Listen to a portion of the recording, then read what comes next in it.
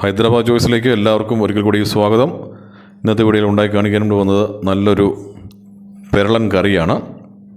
ഇത് നമ്മൾ ഉണ്ടാക്കുന്നത് നമ്മുടെ സാധാരണ ചൊരക്ക കൊണ്ടാണ്, അല്ലെങ്കിൽ തടിയങ്കായ എന്ന് പറയും. പലയിടത്തും പല പേരാണ് പറയുന്നത്. അതുകൊണ്ടുള്ള വളരെ വ്യത്യസ്തമായിട്ടുള്ള നല്ലൊരു മസാല കറിയാണ്. ഇവിടുത്തെ റെസ്റ്റോറൻറ്റുകളിലൊക്കെ കിട്ടുന്ന ഒരു കറിയാണ്. അപ്പോൾ നമുക്ക് വളരെ പെട്ടെന്ന് തന്നെ ഉണ്ടാക്കിയെടുക്കാം.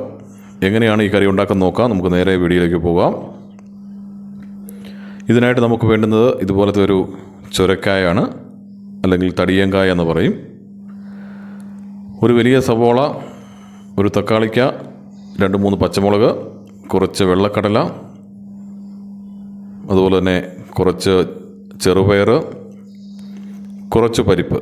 ഇതൊരു 2 സ്പൂൺ വെച്ച് എടുത്താൽ മതിയാവും. എല്ലാം വെള്ളത്തിലിട്ട് കുതിർത്തെടുത്തതാണ്.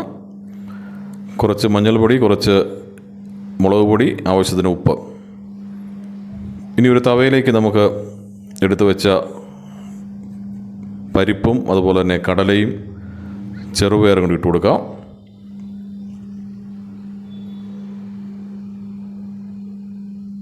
ഇനി ഇതിലേക്ക് കുറച്ച് വെള്ളം നമുക്ക് ഒഴിച്ചു കൊടുക്കാം.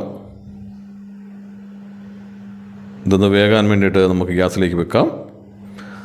ആ സമയം നമുക്ക് നമ്മളുടെ തടിയങ്കായ ഒന്ന് വൃത്തിയാക്കിയെടുക്കാം.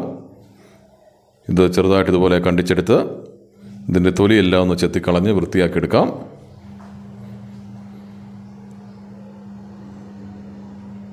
അതിനുശേഷം ഇതുപോലെ ചെറിയ ചെറിയ കഷ്ണങ്ങളാക്കി നമുക്ക് മുറിച്ചെടുക്കാം. തൊലി കളഞ്ഞ് വൃത്തിയാക്കി അകത്തെ കുരുവെല്ലാം കളഞ്ഞിട്ട് ഇതുപോലെ കട്ട് ചെയ്തെടുക്കാം. ഇതുപോലെ കട്ട് ചെയ്ത് മാറ്റി വെക്കുക. സവോള ഇതുപോലെ ചെറുതായിട്ട് അരിഞ്ഞെടുത്തു. തക്കാളിക്കായി നമ്മൾ അരിഞ്ഞെടുത്തിട്ടുണ്ട്. പച്ചമുളകും ഇതുപോലെ ചെറുതായിട്ട് അരിഞ്ഞെടുത്തു. ഇനി നമുക്ക് കടലയൊക്കെ ഒന്ന് വെന്തോ നോക്കാം. നമ്മൾ ഒഴിച്ചു കൊടുത്ത വെള്ളമൊക്കെ വറ്റിപ്പോയിട്ടുണ്ട്. കുറച്ച് വെള്ളം കൊണ്ട് നമുക്കൊന്ന് ഒഴിച്ചു കൊടുക്കാം. ഒരു 10 മിനിറ്റ് കൂടെ ഇരുന്ന് വേകട്ടെ. ഇപ്പോൾ ഒരു 10 മിനിറ്റ് കഴിഞ്ഞു. അത്യാവശ്യം കടലയും പരിപ്പും ചെറുപയറും ഒക്കെ വെന്ത് വന്നിട്ടുണ്ട്. ഒന്ന് ഇളക്കിയിട്ട് കൊടുക്കാം.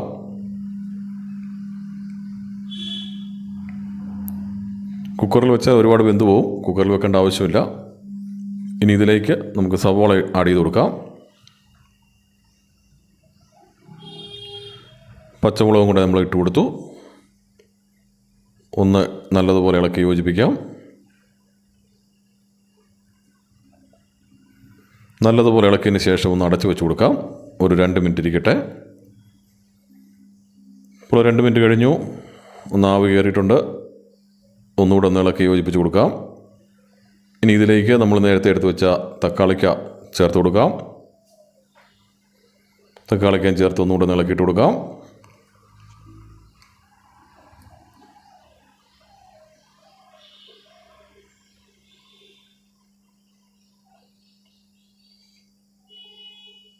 തക്കാളിക്കയും ചേർത്ത് ഇളക്കി കഴിഞ്ഞതിന് ശേഷം നമ്മൾ നേരത്തെ അരിഞ്ഞു വെച്ച നമ്മളുടെ ചൊരക്ക നമുക്കിതിലേക്ക് ചേർത്ത് കൊടുക്കാം. അതിനുശേഷം എടുത്തു വെച്ച മഞ്ഞൾപ്പൊടിയും മുളക് പൊടിയും കൂടെ ചേർത്ത് കൊടുക്കുന്നു. ഉപ്പും നമ്മൾ ചേർത്തു.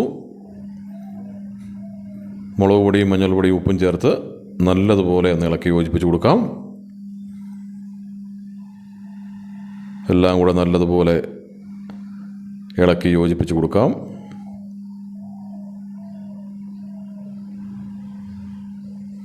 നല്ലതുപോലെ ഇളക്കി യോജിപ്പിച്ചതിന് ശേഷം നമുക്കൊന്നുകൂടെ അടച്ചു വെച്ച് കൊടുക്കാം. ഒരു 5 മിനിറ്റ് ഇരിക്കട്ടെ. 5 മിനിറ്റ് കഴിഞ്ഞ് തുറന്നു നോക്കാം. വീണ്ടും നല്ലതുപോലെ ഇളക്കി യോജിപ്പിച്ച് കൊടുക്കാം.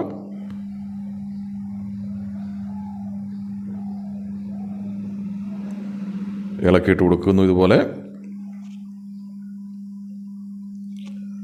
വീണ്ടും ഒന്നുകൂടെ നമുക്ക് അടച്ചു വെച്ച് കൊടുക്കാം. ഒരു 5 മിനിറ്റ് കഴിഞ്ഞ് തുറന്നു നോക്കാം.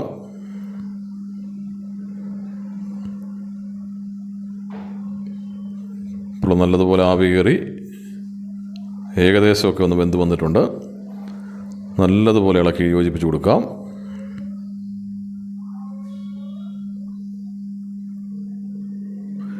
നമുക്ക് ഒന്നുകൂടെ ഒന്ന് അടച്ചു വെച്ച് കൊടുക്കാം.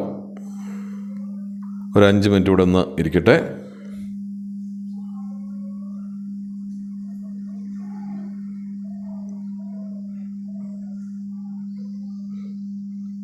ഇപ്പോൾ ഏകദേശം നല്ലതുപോലെ വെന്ത് വന്നിട്ടുണ്ട്, ഒന്ന് കുഴഞ്ഞ് വന്നിട്ടുണ്ട്. നമ്മുടെ ചുരക്കായും കടലയും സവോളയും തക്കാളിക്കും എല്ലാം നല്ലതുപോലെ വെന്ത് നല്ലതുപോലെ കുഴഞ്ഞ് കിട്ടിയിട്ടുണ്ട്. ഈ പരുവത്തിൽ നല്ലതുപോലെ ഇളക്കിയിട്ട് കൊടുക്കാം. ഇതൊന്ന് കുഴഞ്ഞ് പെരളനായിട്ടാണ് ഇരിക്കേണ്ടത്. നമുക്കൊന്നുകൂടെ നടച്ച് വെച്ച് 2 മിനിറ്റ് നേരം.